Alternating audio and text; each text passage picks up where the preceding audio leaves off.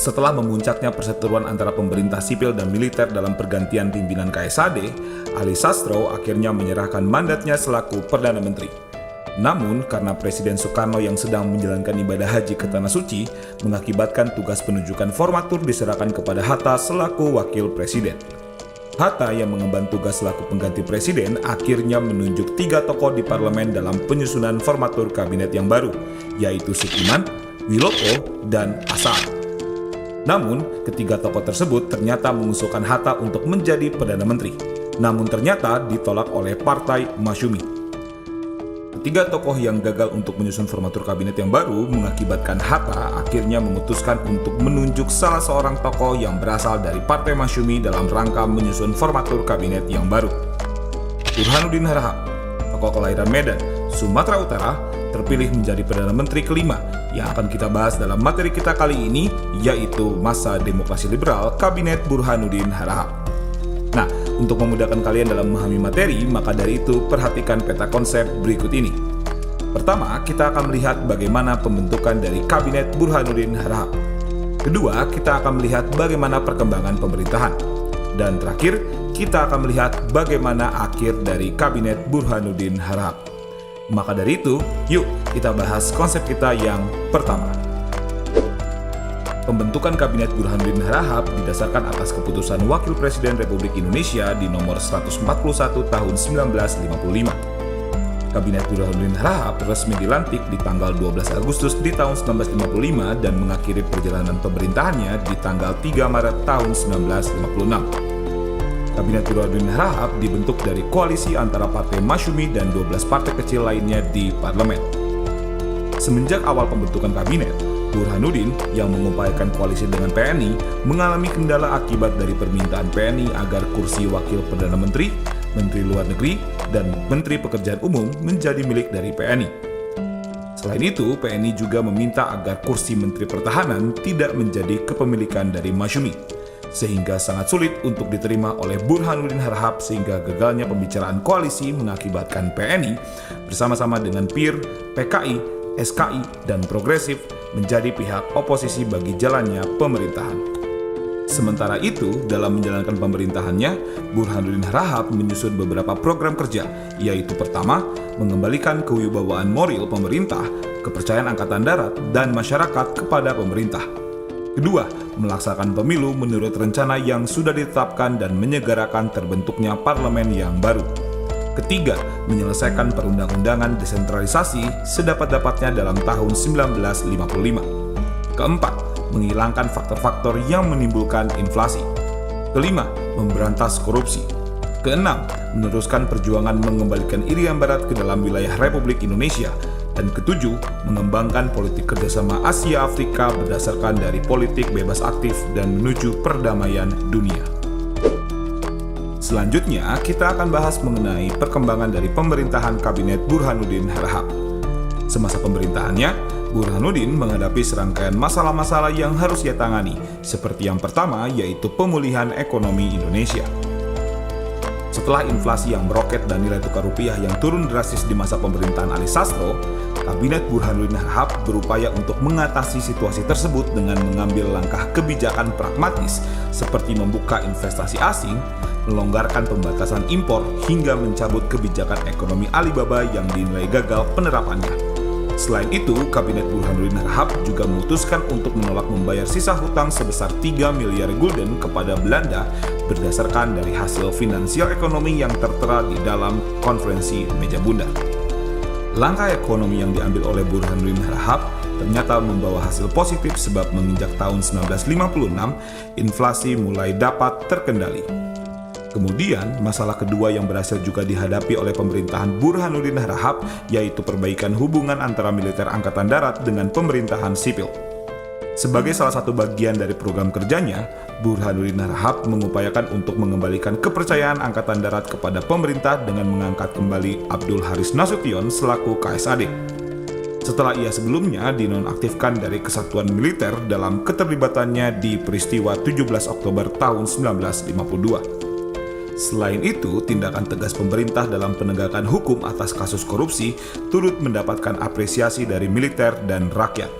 seperti dalam kasus gratifikasi yang melibatkan Menteri Kehakiman Jody Gondokusumo dan pemberian lisensi impor kepada kolega dalam sistem ekonomi Alibaba yang melibatkan Menteri Perekonomian yaitu Ishak Cokro Adisuryo. Kembalinya Nasution sebagai KSAD dan tindak tegas dalam kasus korupsi berhasil untuk mengembalikan kepercayaan militer Angkatan Darat dan juga rakyat Indonesia.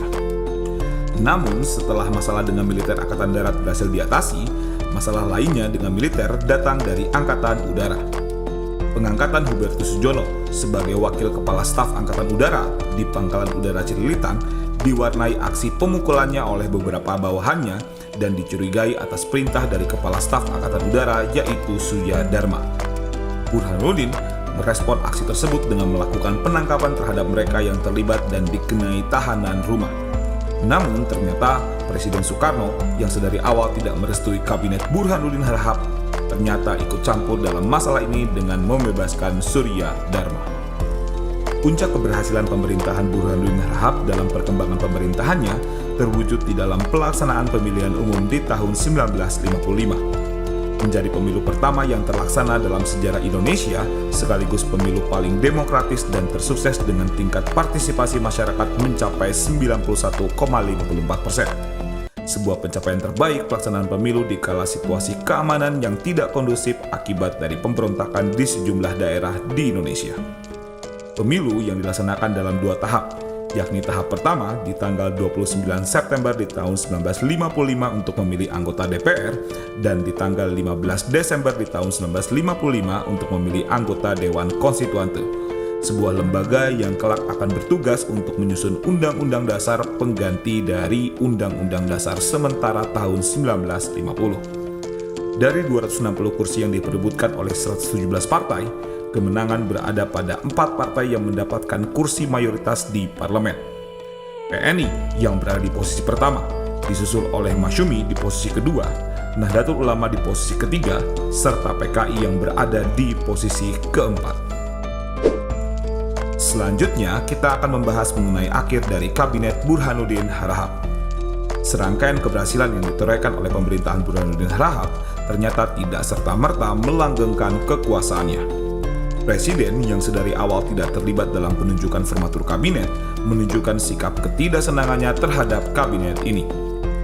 Hal ini dibuktikan di akhir masa kabinet Burhanuddin Harahap yang tetap mengupayakan perjuangan Irian Barat, pembubaran Uni Indonesia Belanda, serta peninjauan kembali terhadap finansial ekonomi yang banyak merugikan Indonesia melalui pembatalan hasil KMB melalui diplomasi dengan pihak Belanda.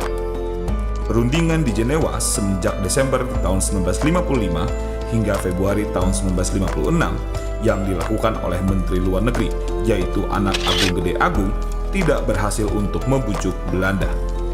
Kabinet akhirnya memutuskan untuk membubarkan Uni Indonesia Belanda secara sepihak melalui Undang-Undang Pembatalan Uni.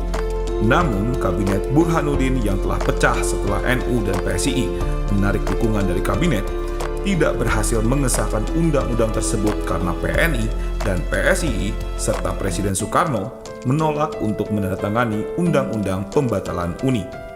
Dengan alasan pembatalan persetujuan KMB seharusnya dilakukan secara menyeluruh dan menanti kabinet yang akan dibentuk pasca pemilu.